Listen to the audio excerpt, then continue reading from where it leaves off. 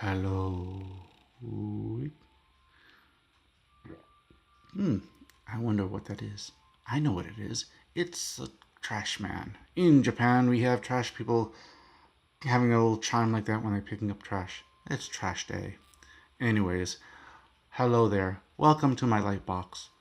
As the trash garbage truck is driving by, I'll continue talking because that's the type of person I am. Now, today I'll be talking about toys, movies, and a director. But before I do, I want to say, if you caught my video talking about the Megalomoria kits, thank you.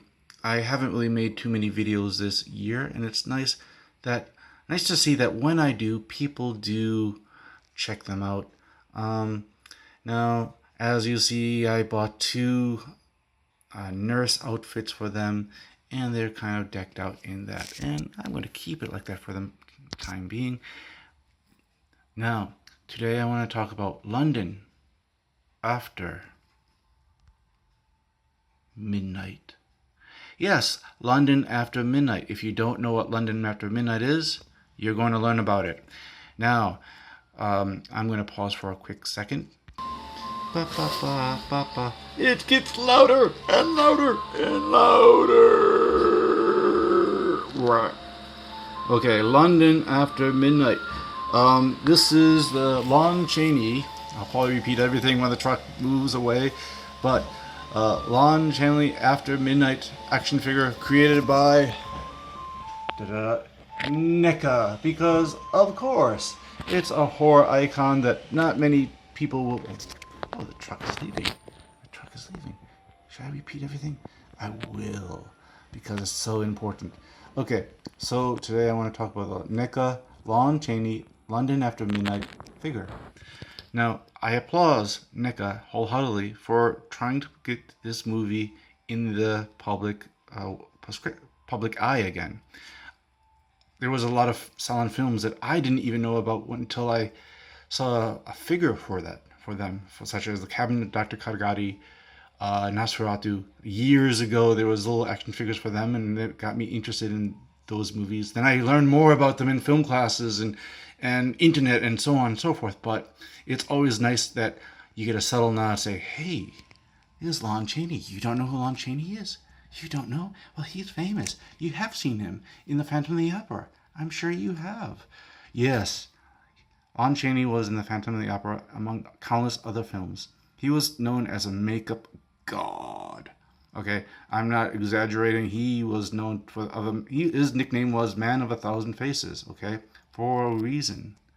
Now, in this film, well, we have two people on the poster work, and we have the Ultimate Professor Burke, which is the name of the guy with the top hat. Now I'll get to that in a second. It's not really, in this case, it's not Professor Burke. I'm not going to ruin the story per se, but I'm just going to say the man is called the man in the beaver hat, okay? But Professor Burke is another character, but same actor. Yes, same actor. Draw your own conclusions unless you want to know more about the story. Then go for it. Anyways, London After Midnight. It's a silent movie. It was made in the 1920s. It is lost. Yes, it is a lost film, meaning that there is no remaining copies to watch the film now. Although, if you really, really want to watch it, you have some ways. And it's not some sort of weird, skibby, or strange YouTube or internet deep dive that you have to look for. There is, just go to Amazon or Wikipedia, and they'll tell you about a film historic organization that was able to take slides from this film and recreate enough of the scenes to have a comprehensive film. And they think what they have is, oh, my camera's getting all hot by talking about this. Ooh, maybe I have to turn off some lights. Ooh, okay. But let's see if we can continue to soldier on. We went through the garbage truck. We can go through this. Okay, now I'm going to turn off a light because, yes, it is getting hot out there. Please remember the cooling power of water, okay? I'm a stuffed dog, and I do not need water, but you, as a human, might. and there's one light, and then my second light will be coming up soon. Now,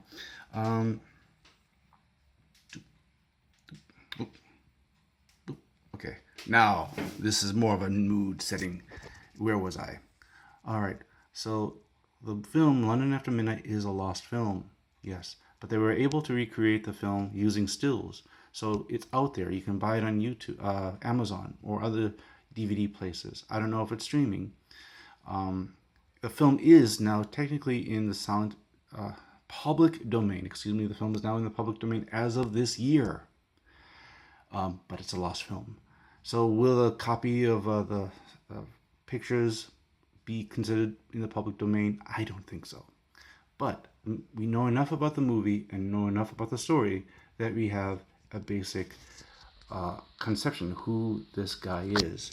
Not only that, but the film was remade as Mark of the Vampire in 1935, using the actors Bela Lugosi and, I'm sorry, I do not know the young lady's name who played Luna here.